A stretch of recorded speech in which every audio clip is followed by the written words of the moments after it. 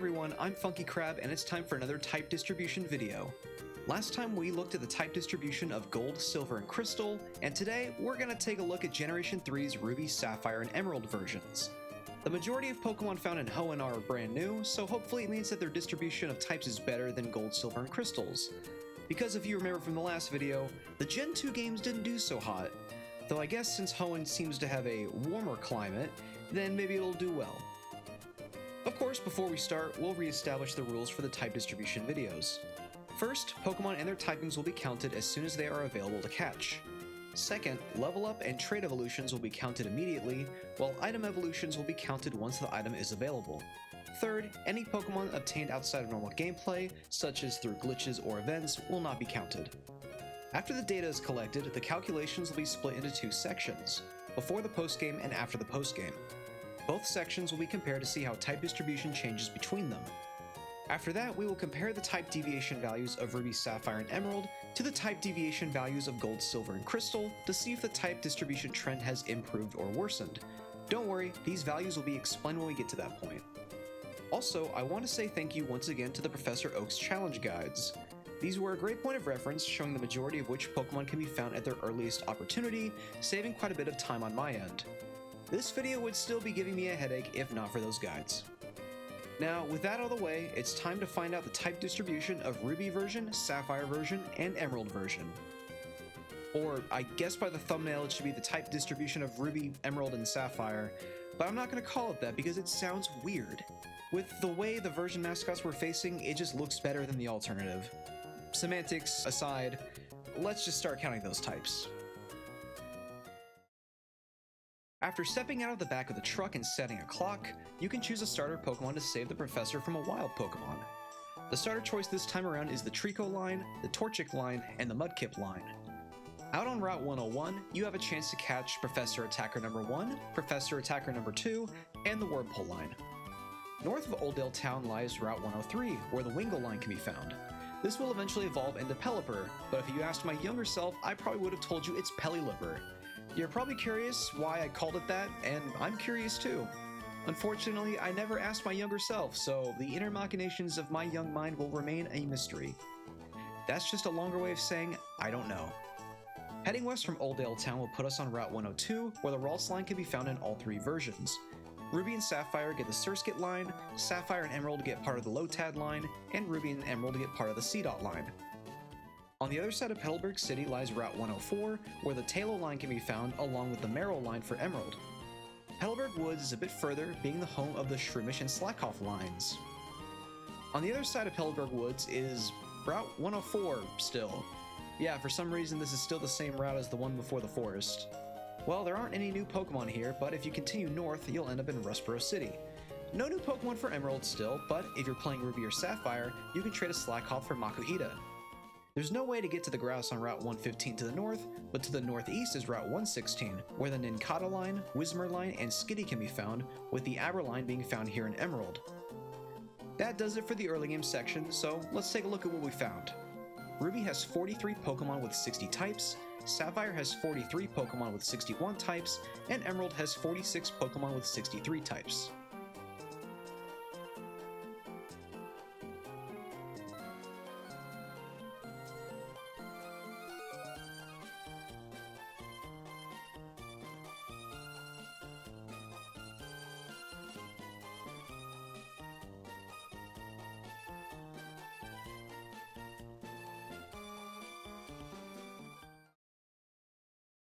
Once you save Pico in the Rusturf Tunnel, you can ride on a boat with Mr. Mr. Briny, to Dewford Town. Shortly after arriving, you can talk to a fisherman and get the Old Rod. You know what that means. It's time to go on a small fishing journey. The Magikarp and Tentacool lines can be found right here in Dewford Town, and if you take the boat back to the Hoenn mainland, the Goldie line can be found by fishing on Route 102, or in Briny City, Petalburg City. Northwest of Dewford Town lies Granite Cave. Deep inside the cave, you can find the Zubat line, Geodude line, and Aeron line. Ruby and Sapphire can also find the Aber line, the Makuhita line can be found in Emerald, Mawile in Ruby, and Sableye for Sapphire and Emerald. Well, that's it for this section. Ruby has... Nah, I'm just messing with you. Once we've delivered the letter to Steven in Granite Cave, we can sail over to Slateport City. There are no new Pokemon around these parts, but you can head north to Route 110, where we can find Plusle, Minun, the Electrek line, part of the Oddish line, and Gulpin line. You can't go much further north due to the evil team blocking the way. However, they'll clear up once you defeat them in the museum, and you're free to continue northward. There aren't any new Pokemon, but there is an infamous rival fight on this route. And before you ask, yes, I did come to the fight prepared, and I definitely beat it on my first try. I don't know why you think otherwise. At the end of the route is Mauville City, but heading west will put you on Route 117, where Volbeat and Illumise can be found, while Ruby and Sapphire get Roselia and the Marill line. Now, that's really it for this section. I promise this time. Ruby has 32 Pokemon with 47 types, Sapphire has 32 Pokemon with 48 types, and Emerald has 28 Pokemon with 43 types.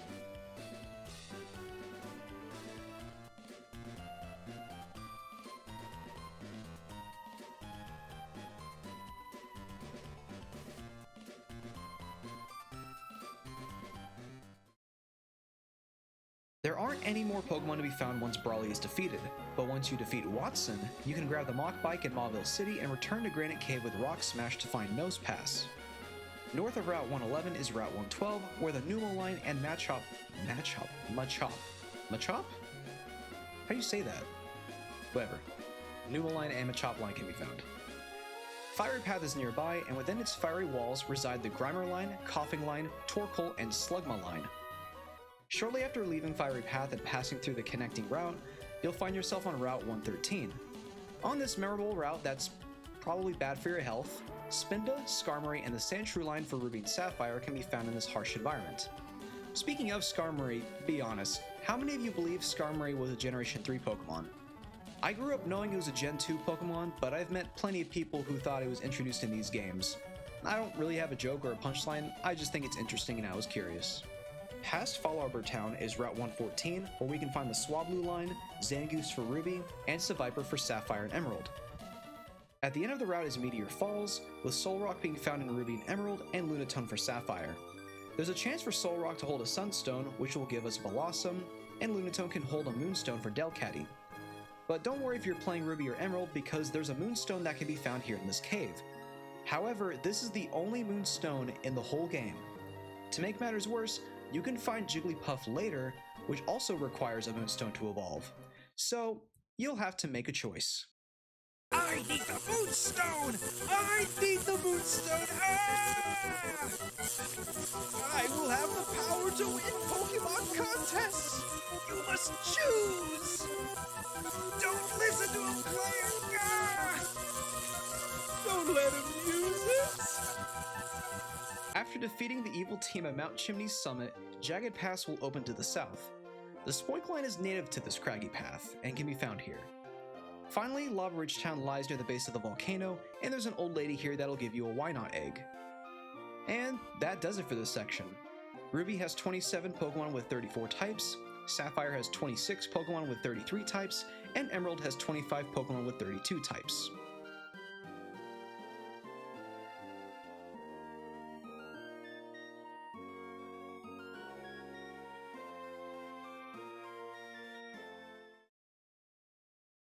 After receiving the Go Goggles from your rival, we can head to the desert to find the Cacnea line, Baltoy line, Trapinch line, and the Sandshrew line for Emerald. Additionally, you have a choice between two fossils. When revived in Rustboro City, the Claw fossil will give you the Anorith line, and the Root fossil will give you the Lileep line. These fossils will be lying around in the sand in Ruby and Sapphire, but in Emerald, they'll be lying around in the Sand Castle. It is a finicky sandcastle, and it'll only appear when it feels like it, so be warned. If you have the HM for Strength, you can put that to use in the Fiery Path to obtain a Firestone. There's no Pokemon that need it right now, but there will be in the future. A pretty short section, but this is the calm before the storm. In total, Ruby and Sapphire have 11 Pokemon with 20 types, and Emerald has 13 Pokemon with 22 types.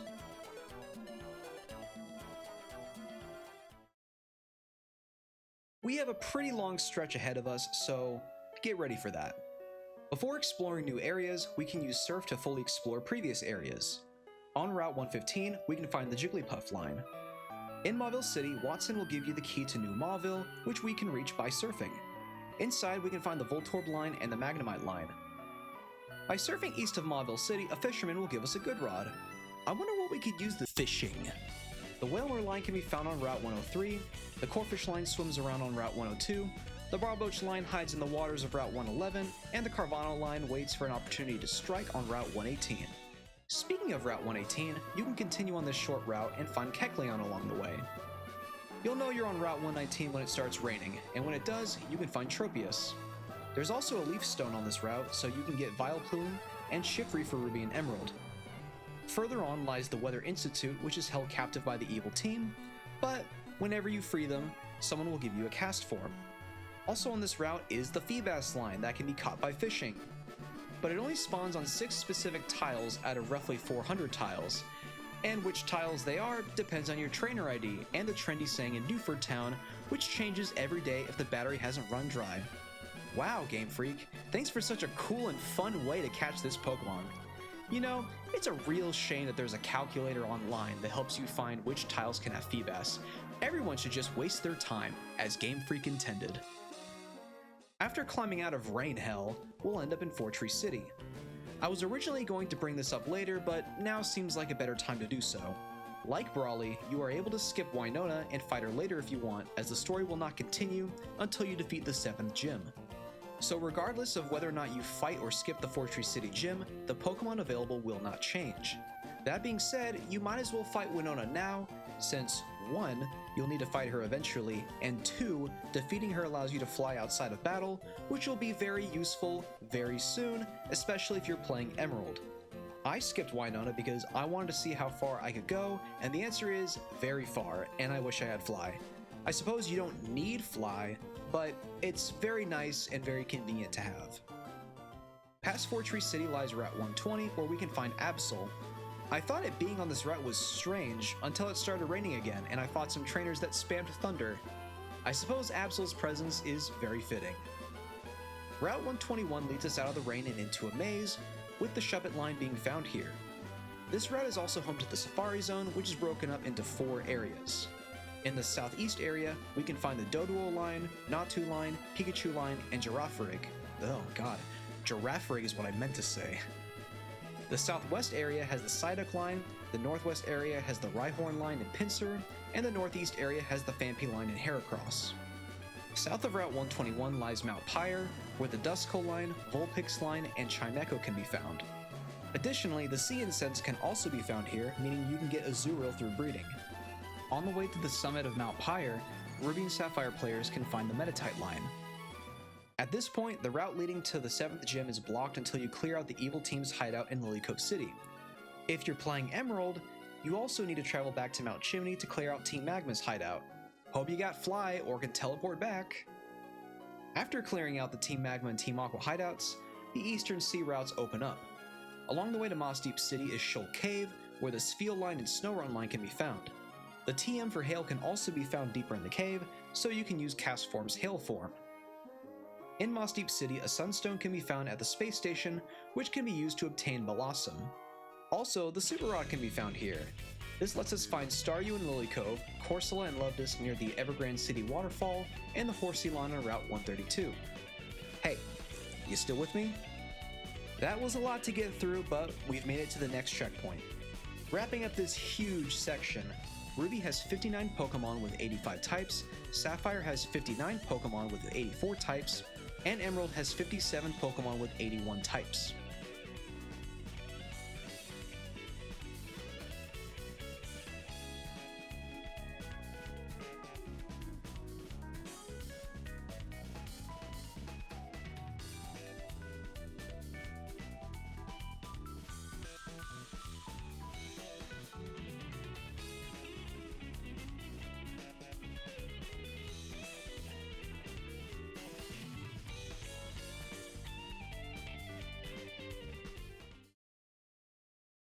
Similar to a previous section, no new Pokemon will be found by defeating Winona, but once Tate and Liza are defeated, you can dive underwater.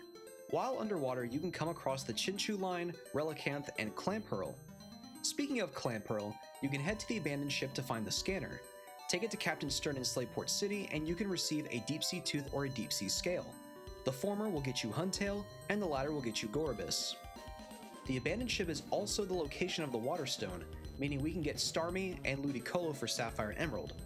If you are looking for extra stones, you can find shards while diving and trade them for stones at the treasure hunter's house on Route 124. With a Whale Lord at the front of your party and a Relicanth at the back of your party, or reversed in Ruby and Sapphire, we can dive west of Pacifidlog Town to solve the Braille puzzle. Oh, and you'll need Dig as well. Solving the Braille puzzle will unlock the Regi chambers across the region. This allows us to find Regirock, Registeel, and this one. Guys, how do you pronounce this Pokemon's name? It's probably Regice, right? I mean, it follows the naming scheme of the other two and other Regis down the line, but I feel like there should just be another I in there. Otherwise, the name just looks like Regis. I've also heard people say Regice, and that fits the way it's spelled, but it just doesn't sound right next to Regirock and Registeel. Please let me know, it's one of those Pokemon questions that keep me up at night. Also, one of my most favorite things about these games is that if you run away from any of the Regis, they'll just fly away. Yeah. Why would they use their legs for running when they could just fly with their wings? Unfortunately, they cannot learn fly as a move, but the idea of just this heavy, flying golem is just so funny to me. Maybe there's a golem out there, somewhere, waiting to fly us around a faraway region. Well, it's not going to be in these games. By confronting the enemy team in the seafloor cavern, we can brave the intense weather and head to Sootopolis City. Head into the Cave of Origins, where Groudon can be found in Ruby, and Kyogre can be found in Sapphire. As for Emerald, you'll need to climb Sky Pillar shortly after arriving, and awaken Rayquaza. After which, you get to watch every PokeTuber's favorite cutscene, but once it's over, Rayquaza will leave. Where did it go? That's right, all the way back on top of Sky Pillar. So, after climbing Sky Pillar again, but with a bike this time, you can find a very strong Rayquaza. And that does it for this section. In total, Ruby has 11 Pokemon with 15 types, Sapphire has 12 Pokemon with 17 types, and Emerald has 12 Pokemon with 18 types. There aren't many Pokemon left to be found before facing the Elite Four, so this section will be pretty quick. With Waterfall, we can return to Meteor Falls to find the Bagon line. That's it for Ruby and Sapphire, but there's one last Pokemon in Emerald, that being Mawile, found in Victory Road. Yep, that's it. Yeah, that's really it. Not many Pokemon, but anyways, Ruby and Sapphire share 3 Pokemon with 4 types, and Emerald has 4 Pokemon with 5 types. We'll take a quick break to show the total types of each game up to this point. The numbers are color-coded to each respective version.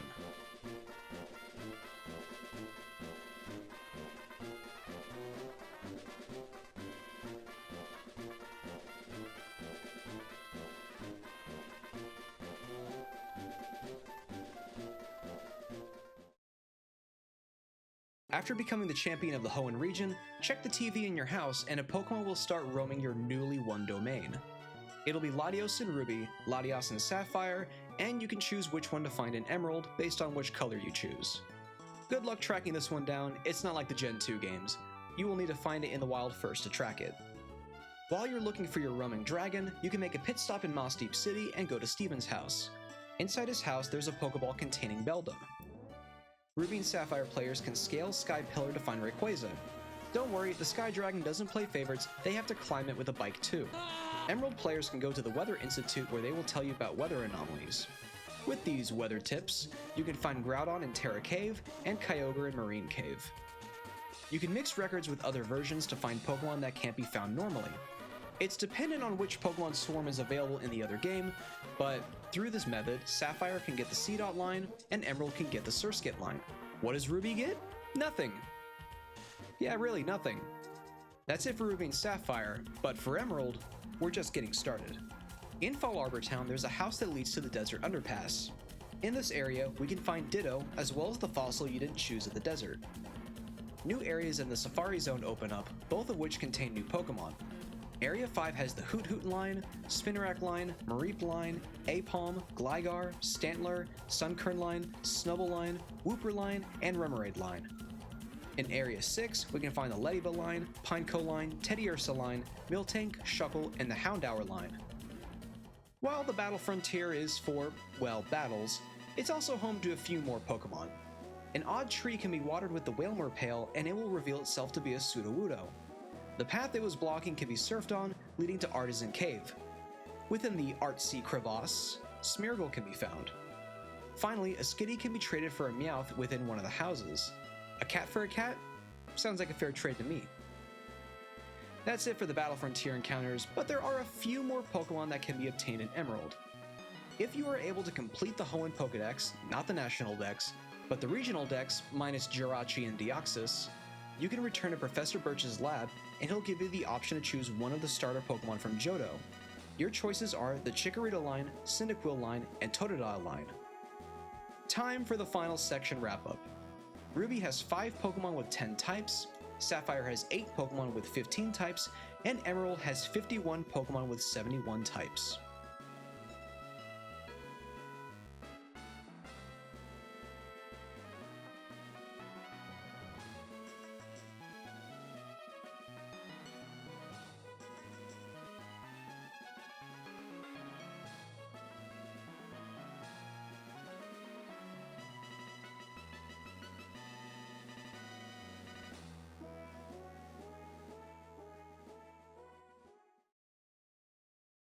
Just like the first break, we'll take another one to show the final amounts of each type for each game.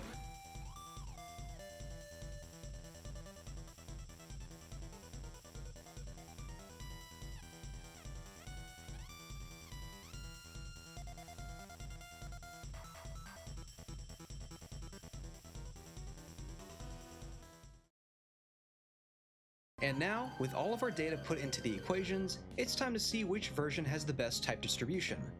For our calculations, we're essentially comparing the ratio of type amounts of each game percentage-wise to an ideal scenario where all the types have equal value. Of course, the ideal ratio may not be possible, as trying to divide the total amount of types equally would result in decimals, and you can't have, say, 3/10 of a Pokemon, but the idea is to get as close as possible. The difference between the type ratios of a game compared to the ideal ratio is what we'll call a deviation. These deviations are all added up, giving each game a deviation value. A lower deviation value is closer to the ideal type ratio, while a higher deviation value is further away. We're looking for which game has the lower value. Now that we have a better understanding of the process, we'll cover the results of the main game and then cover the full game results after. With that being said, coming in with a rounded deviation value of 0.4073, the winner is Emerald version! Well, perhaps that's what you were thinking, I would say, but with a value of 0.4053, the winner is Ruby version! The aforementioned Emerald comes in second with 0.4073, as mentioned earlier, and Sapphire came in third with 0.4168. Now that we know the values, it's time to get to know the values a bit better. Since Ruby and Sapphire are the counterpart games, we'll take a look at those games first. These two versions have different total type instances, with Ruby having 265 and Sapphire having 267. As you might have already guessed, these different values are due to version exclusive Pokemon. In Sapphire, Lotad and Sableye are found in this version, with the Ruby counterparts being Seedot and Mawile. Lotad is a grass and water type, and Sableye is a ghost and dark type, while Seedot is a grass type and Mawile is a steel type. The dual typings are the source of Sapphire's 2 extra type instances. On the topic of version exclusive typings, let's take a look at the distribution of the game's type instances. Ruby has +1 normal, +1 ground, +1 steel, and +1 dark, while Sapphire has +1 poison, +1 ghost, and +4 water types. Gee, I wonder why Sapphire's deviation value is worse than Ruby's. It might have something to do with that water. But I mean, hey, if there were going to be extra water types, at least they're in the blue game with the water legendary on the front. Now you could argue it's thematic. Getting back on track, Ruby's steel and dark instances are beneficial, while the normal and ground type instances are harmful. As for Sapphire, the extra ghost type is beneficial, but the extra poison and 4 extra water types are harmful. This essentially gives a 0 value for Ruby and a -5 value for Sapphire. Now that we understand Ruby and Sapphire a bit more, what about Emerald? Compared to Ruby, Emerald has +2 grass, +2 water, +1 ghost, +1 dragon, and +1 dark, whereas Ruby has +1 normal, +1 ground, +2 bug, +2 fighting, and +2 psychic. Emerald's ghost, dragon, and dark instances are beneficial, and its grass and water are harmful. And as for Ruby, its fighting and bug instances are beneficial, and the normal, ground, and psychic type instances are harmful. They both have the same amount of harmful instances, and Ruby has one extra beneficial type. That would normally be the end of the explanation, but then why are their values so close to one another? Well, it has to do with Ruby's +2 bug types. They're more of a beneficial +1.5, and this is because the 2 extra bug instances make the value roll over to the other side of the type instance ideal, meaning that the amount starts to get further away, making a small portion of the extra instances harmful. If you remember back to the RBY type distribution video, there was a similar situation with blue version's 2 extra ground instances, causing a minor difference between it and red version, though that was to blue's detriment, and in this case, it's to Ruby's success. That was a lot of information to listen to, so how about some charts to look at. I should have just said look at.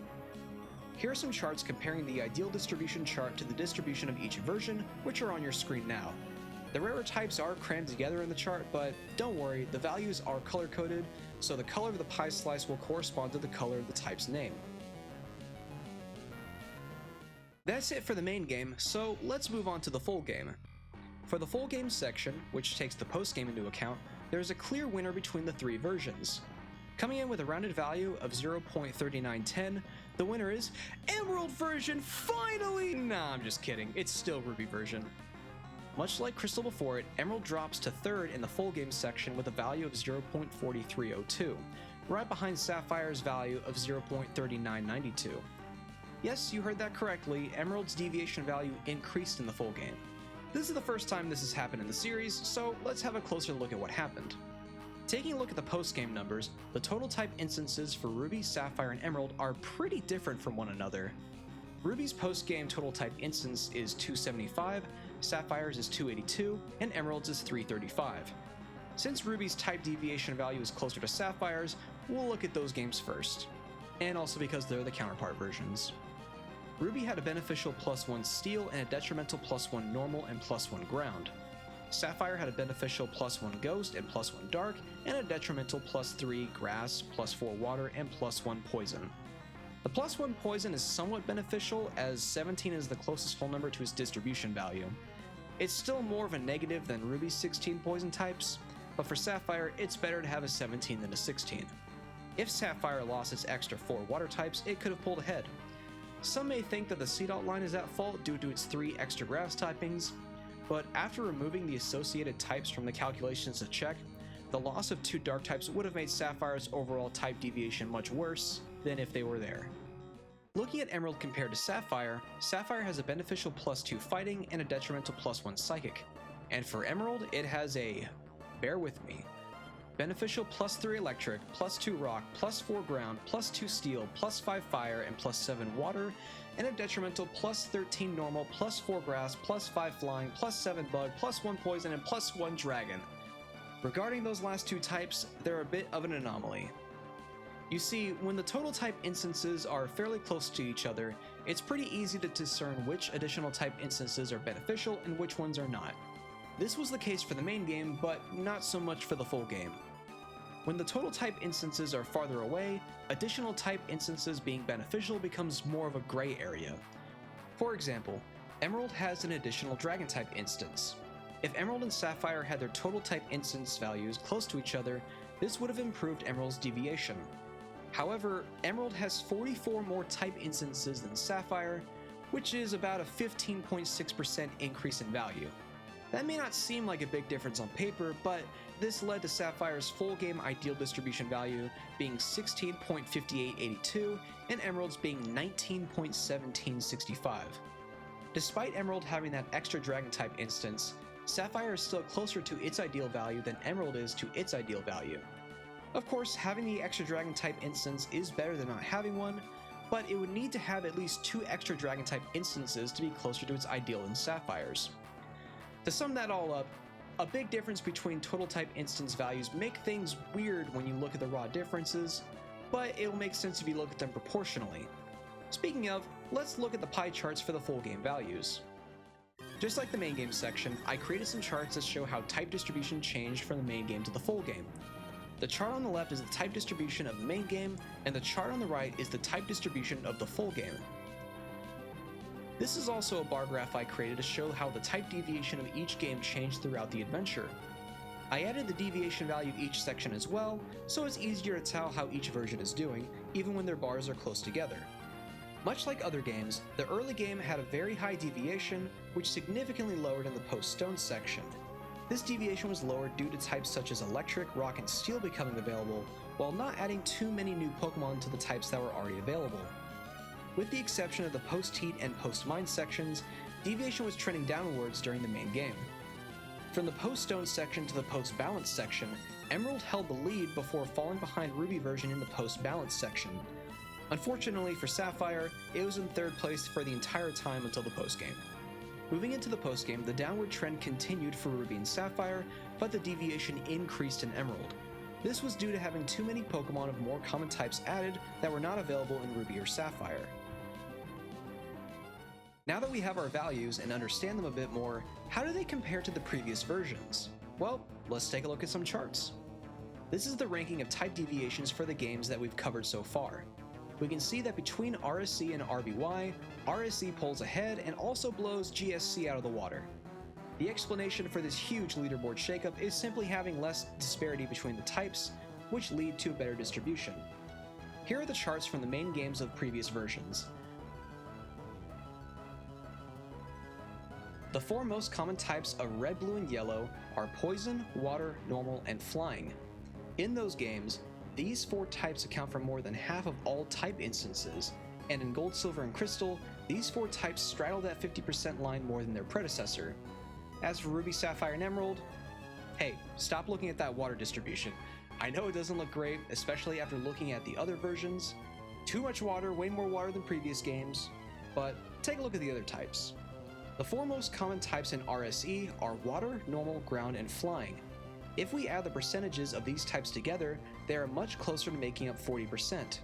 This is a pretty big deal. This difference allows room for other types to breathe and fill in the rest of the space. On the topic of other types, let's take a look at the four least common types for each group. For RBY, these were Dragon, Ghost, Ice, and Fighting. These four types combined can't crack 10% of all type instances. It's worse in GSC, with Dark, Ghost, Dragon, and Steel combined barely making it above 5%. As for RSC, the four least common types are the same as GSC, that being Ghost, Dragon, Steel, and Dark. However, unlike GSC, these types account for a little over 10% of all type instances. All in all, RSC was able to tone down its most common types and had more representation from the rarer types. As for the full game rankings, the only change is Sapphire swapping places with Emerald, but the Gen 3 games still maintain a sizable lead on the Gen 1 and Gen 2 games. Overall, with the exception of Emerald, the post-game encounters helped in decreasing type deviation, and also helped decrease type deviation in comparison to its predecessors. So after all of that, what does it all mean? Well, it's great to see that the Gen 3 games have better type distribution than its predecessors, and I'm not just talking about Gen 2. We have some brand new versions on the podium, and that's pretty cool to see. This was the very first time I played through Emerald, and it was pretty fun. When I was growing up, I went from Gen 2 to Gen 4, completely skipping the third generation. It always seemed like some kind of mythical region to me, a region that I didn't know about and couldn't get to. Returning to our original topic, there are plenty of reasons for playing any of the three versions. Emerald may be the definitive version content-wise, but Ruby and Sapphire still have exclusive Pokemon like the Metatite line, a story focusing on just one of the evil teams, and Steven being the champion instead of Wallace. But let's be real, you should probably just play Emerald. But regardless, when it comes to the type distribution of Ruby, Sapphire, and Emerald, Ruby version does it best. Thank you so much for watching, I hope you enjoyed it. If you did, consider subscribing if you haven't already so you can be notified when the next video drops, whenever that may happen. I'm sure you can guess the next Pokemon games in line are Fire Red and Leaf Green, but I don't want to return to Kanto just yet. So instead, I may try this type distribution format with another franchise before continuing with the next Pokemon games in line. Hoenn's Warm Island setting. Hoenn's Warm Island setting does give me an idea for which franchise to try though, but you'll have to wait to see what that is. See you guys in the next video.